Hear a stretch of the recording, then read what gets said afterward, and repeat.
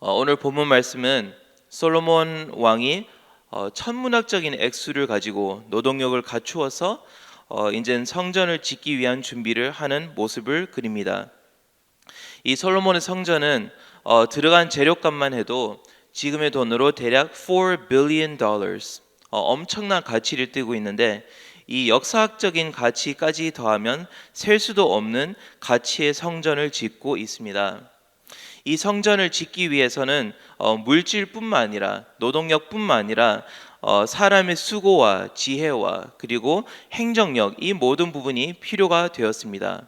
무엇보다 다윗과 솔로몬의 대에 걸친 성전 건축에 대한 열망이 전해져 내려왔습니다. 3절에 보면 다윗 왕이 성전을 건축하지 못하고 모든 원수를 발바닥 밑에 두시기까지 기다릴 정도로 성전을 짓고자 하는 다윗의 열정이 솔로몬 그 아들대로 이어져야 했습니다. 그래서 아버지의 교육도 이 성전 짓기 위해서 필요했습니다. 또 다윗과 히람의 좋은 관계, 외교적인 관계가 유지가 되어야만 솔로몬의 외교적인 관계와 인맥까지 동원이 될 수 있었습니다. 1절에 보면 평생 다윗을 사랑했던 히람, 그의 선의가 필요했습니다. 그리고 마지막으로 이 성전을 위해서 필요했던 것이 또 무엇이냐? 솔로몬의 지혜와 막대한 부와 국가 간의 무역 체계, 그리고 나중에 세보겠지만 18만 명의 강제 노동이 수반되었습니다. 이 모든 것이 현재 교회의 그림자밖에 되지 않는 성전을 짓기 위한 이스라엘의 모든 수고였습니다. 여러분, 이렇게 멋지고 아름다운 성전을 짓는 것이 하느님께서 보시기에 좋을까요? 아니면 좋지 않을까요? 생각해 보겠습니다. 대답은 It depends. It depends on what? 열왕기상 6장 11절부터 13절을 보면 오늘 보면 조금 뒤의 말씀인데 여호와의 말씀이 솔로몬에게 임하여 이르시되 네가 지금 이 성전을 건축하니 네가 만일 내 법도를 따르며 내 율례를 행하며 내 모든 계명을 지켜 그대로 행하면 내가 네 아버지 다윗에게 한 말을 내게 확실히 이룰 것이요 내가 또한 이스라엘 자손 가운데 거하며 내 백성 이스라엘을 버리지 아니하리라. 그렇습니다. 솔로몬이 지은 이 성전의 가치는 조건적인 가치를 지녔습니다. 하나님이 거하셔야만 이 기능을 갖추고 있는 성전인데 하나님과의 올바른 관계가 있어야만 이 성전이 하나님께서 거하시는 곳이 될 수 있습니다. 반대로 하나님과의 관계가 불순종으로 끊겨 있으면 성도는 제 기능을 하지 못한 채 가치가 추락하게 되어 있습니다. 아무리 솔로몬의 지혜와 군사력과 막대한 부와 외교력까지 다 갖추더라도 그 기능을 하지 못합니다. 또 5절을 보면 여호와께서 내 아버지 다윗에게 하신 말씀에 내가 너를 이어 네 자리에 오르게 할 네 아들, 이 구절을 보면 다윗을 향한 하나님의 언약을 일컫는 부분입니다. 즉 그의 아들 솔로몬이 영원히 왕좌에 앉는다는 그 언약도 솔로몬의 순종을 전제로 하고 있습니다. 솔로몬의 역할, 그리고 성전의 역할, 이 모든 것은 순종이 있어야만 이어질 수 있는 조건적인 가치를 갖추고 있습니다. 다시 말씀드리면 순종이 없는 섬김은 하나님을 기쁘시게 하지 못합니다. 오늘 저희들이 이것을 가지고 굉장히 씨름을 해야 되는데 나의 헌신이 하나님께 기쁨으로 연락되고 있을까? 내가 매일매일 주를 위해서 산다고 하지만 내가 정말 하나님의 기쁨이 되고 있는지는 나와 하나님의 순종에 의해서 빚어진 관계를 살펴보아야만 그 질문에 긍정적으로 대답할 수 있습니다. 솔로몬의 태평성대와 같은 시기가 아닐지라도 하나님께서는 우리에게 분명히 하나님의 나라를 섬길 수 있는 충분한 여건을 허락하셨습니다. 하지만 내가 가진 지혜와 재물과 인맥을 다 총동원해서 하나님이 일을 아무리 하더라도 불순종으로 주님과의 관계가 단절된 상태에서는 나의 헌신과 나의 지혜와 이 모든 것이 걸림돌이 될 수 있습니다. 사실 사역을 하다 보면 성령 충만하지 못한 어떤 직분자나 성도가 그 소견에 옳은 대로 재물과 능력과 지혜를 휘두른 것만큼 교회를 빨리 망가뜨리고 파괴하는 것이 없습니다. 성령 충만하지 못한 사람이 그 모든 지혜를 더했을 때는 오히려 교회가 갈라지는 것을 볼 수 있습니다. 이 불순종으로 인한 제 기능을 하지 못하는 이스라엘과 성전을 보면 이것이 훗날 유다가 멸망하는 원인이 됩니다. 안타깝게도 솔로몬 왕과 그 자손의 왕들이 불순종으로 인해서 성전은 바벨론의 침략에 의해서 무너집니다. 그리고 70년간의 포로기 후에 성전을 재건축하겠다는 결심을 한 사람이 있었는데, 이 사람은 바로 누구냐면 유다의 총독이요 그리고 그리스도의 조상으로 기록된 스룹바벨입니다. 스룹바벨이 제2성전을 지을 때에는 한때 형제였던 북이스라엘, 지금의 사마리아죠, 북이스라엘의 엄청난 압박과 정치적인 핍박과 어려움이 있었습니다. 전쟁까지도 발발 직전에 있었습니다. 솔로몬은 태평 성대 가운데서 엄청난 재물과 역군으로 그리고 외교로 성전을 건축했는데, 4절에 보면 이제 내 하느님 여호와께서 내게 사방에 태평을 주시매 원수도 없고 재앙도 없도다. 그렇게 스스로 고백할 정도로 태평 성대 가운데 성전 건축을 준비했습니다. 하지만 스룹바벨은 너무나 혼란스러운 외교 상황 가운데서 성전을 지어야 했기 때문에 한 손에는 창으로 수비를 하고 적을 견제하고 한 손에는 벽돌을 쌓아 올리는 어려운 고민으로 성전을 건축했습니다. 그래서 솔로몬 왕의 성전 건축과 비교했을 때 대외적인 상황이나 내적인 상황이나 어떤 물질적인 상황이나 모든 면에서 부족하고 불리했습니다. 어느 성전이 더 좋은 성전이었을까요? 스룹바벨에게 하나님께서는 스가랴 4장에서 성전 건축을 준비하고 있는 스룹바벨에게 환상을 보여주십니다. 분명히 엄청난 스트레스를 가지고 스룹바벨은 기다리고 준비를 하고 있었을 텐데, 하나님의 그 환상을 보면 잠깐 그림을 같이 보겠습니다. 그 환상을 보면 금 촛대 위에 그릇이 하나 준비가 돼 있고 그 옆에 두 감람나무가 있는데 금색 파이프로 그 금촛대랑 연결돼 있습니다. 그래서 그 촛대가 계속 타오를 수 있도록 감람나무에서 금빛 기름이 계속 제공되고 있습니다. 이 금촛대는 나중에 훗날 유명한 메노라가 됩니다. 메노라는 타오르다는 뜻을 가지고 있습니다. 그래서 이 타오르다는 뜻을 가진 이 금촛대는 원래 성전 안을 비추면서 제사장이 교회의 사역을 할 수 있도록 도와주는 가장 대표적인 성전의 상징물이었습니다. 한마디로 이 촛대가 감람나무와 연결되어서 기름을 계속 공급받으니까 얼마나 성전이 밝겠습니까? 이 환상을 보여주시면서 스룹바벨이 그 뜻을 이해하지 못하자 하나님의 천사가 친히 해설합니다. 이 해설에 너무나 은혜를 받았는데 Not by might, not by power, but by my spirit. 힘으로 되지 않고 능으로 되지 아니하고 오직 나의 영으로 되느니라. 아멘. 이 원문을 보면 힘이란 말은 개인의 능력을 말하고 있습니다. 그리고 능력이란 말은 power는 국가의 그리고 조직적인 능력을 말하고 있습니다. 즉 솔로몬 개인의 지혜보다 그리고 대외적인 관계와 희랑 관계 그리고 경제적인 관계를 통해서 만들어낸 단체 능력보다 하나님의 영이 성전을 짓는다는 것입니다. 아멘. 하나님의 영이 성전을 짓고 하나님의 영이 성전을 더욱더 견고하게 만든다는 뜻입니다. 즉 성전은 두로 왕의 외교 관계, 막대한 재물, 인복과 지혜와 능력으로 짓는 것이 아니라 하나님의 성령으로 짓게 된 것입니다.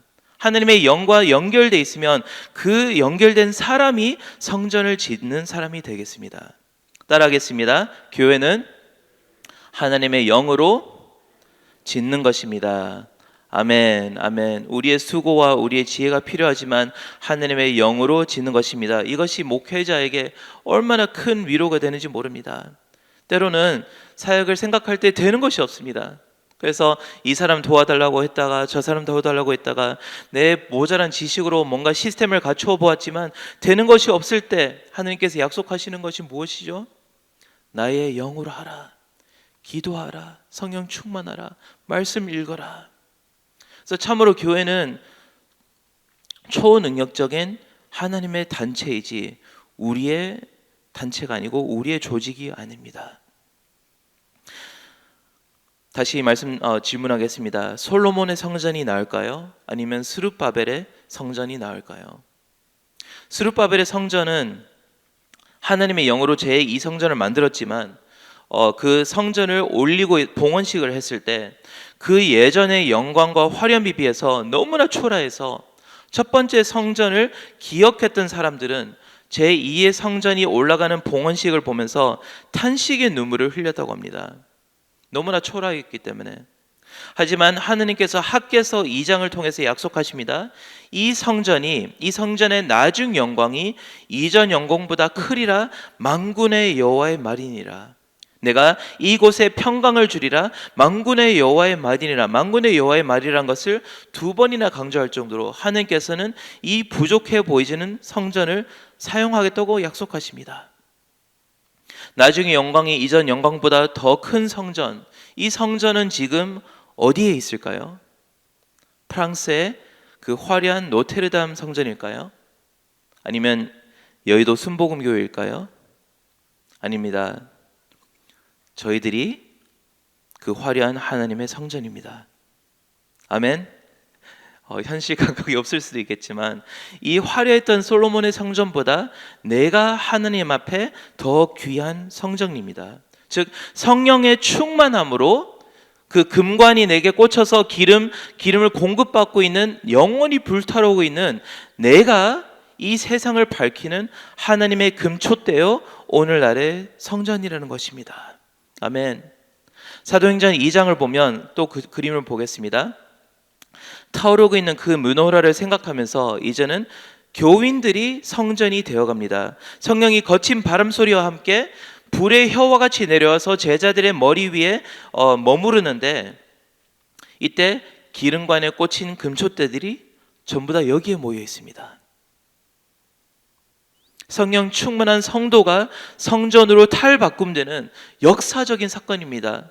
어떤 건물이나 어떤 공간에 머무르는 것이 아니라 사람 위에 머무르면서 모든 영광이, 이제는 하느님 모든 영광이 사람 안에 거하는 역사적인 사건입니다.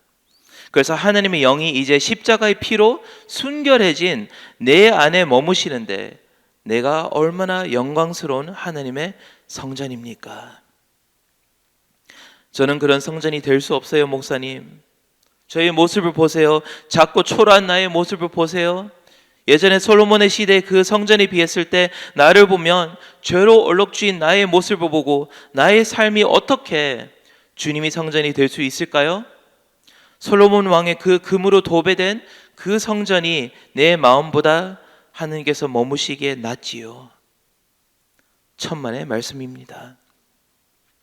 솔로몬의 성전은 금과 보석으로 투자를 했지만 하느님께서는 나를 신부로 맞이하기 위해서 자기 아들을 주셨습니다.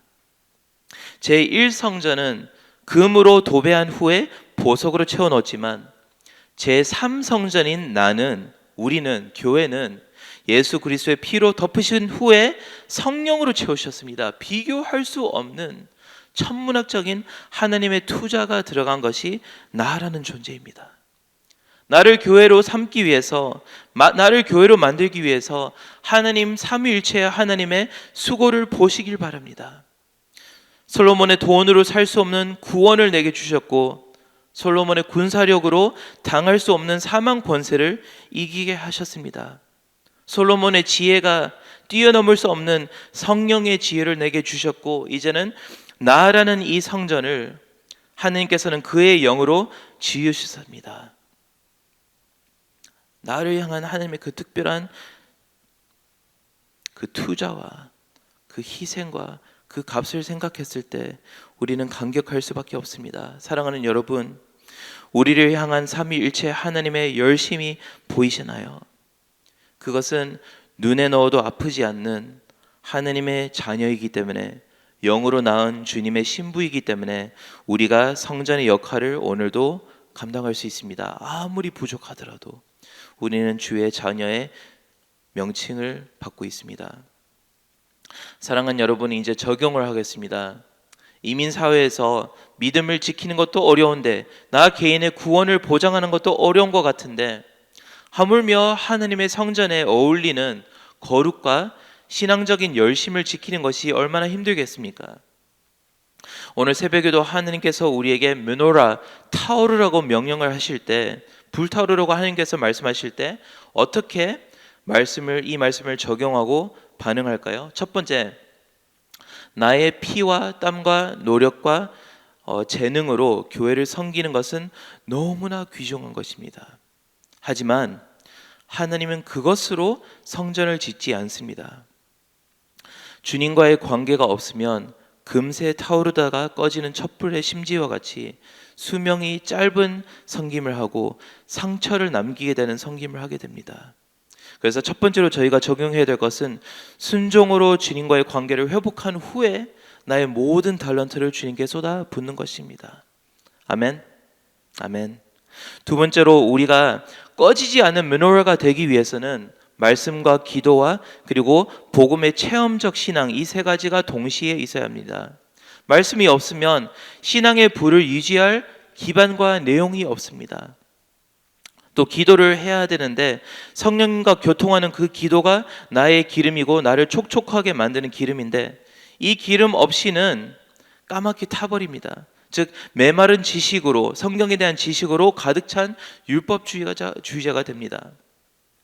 이 말씀과 기도를 갖추었을 때 여기에 불을 지피는 역할을 하는 것은 무엇이냐? 예수 그리스도를 십자가를 통해 나에게 주신 나를 향한 하나님의 열심과 사랑을 깨닫는 그 지식입니다. 즉 나의 죄를 용서하시고 나를 신부로 맞이하기 위해서 아들을 주시고 성령을 주신 하나님의 그 사랑이 깨달아지는 순간 탁 하면서 불꽃이 피어오르고, 이제 복음을 깊이 묵상했을 때 이제는 이 모든 것이 계속 탈 수 있는 원동력이 생기는 것입니다. 즉 말씀과 기도와 체험적인 복음, 이 세 가지가 오늘 갖추어졌을 때 오늘 하루도 나의 야박한 지식이나 오늘 나의 재능으로 주님을 섬기는 것이 아니라 끊기지 않는 기름을 계속 공급받고 있는 하나님의 영으로 교회를 세울 수 있습니다. 셋째, 마지막으로 우리가 불타오를 때 무엇을 해야 할까요? 마태복음 5장 14절부터 16절에 보면 너희는 세상의 빛이라. 사람이 등불을 켰을 때 어떡하냐? 말 아래 두지 아니하고 등경 위에 두나니 이러므로 집 안에 모든 사람에게 비치느니라. 이같이 너희 빛이 사람 앞에 비치게 하여 그들로 너희 착한 행실을 보고 하늘에 계신 너희 아버지께 영광을 돌리게 하라. 아멘. 성령 충만한 사람은 숨어서 있으면 안 됩니다. 하나님께서는 우리를 움직이는 성전으로 만드셨기 때문에 세상에 나아가 빛나야 할 줄 믿습니다. 하나님께서 오늘 아침에도 우리에게 기름을 예비한 우리에게, 그의 신부에게 명령하십니다. 일어나라, 빛을 발하라. 이는 네 빛이 이르렀고 여호와의 영광이 네 위에, 성전 위가 아니라 성전이 너 위에 임하였음이라. 즉 성령 충만함으로 오늘 불타오르기를 기도합니다. 성전의 역할을 감당하시를 기도합니다. 그런 저희가 되기를 결단하면서 이 시간 다 같이 기도하겠습니다.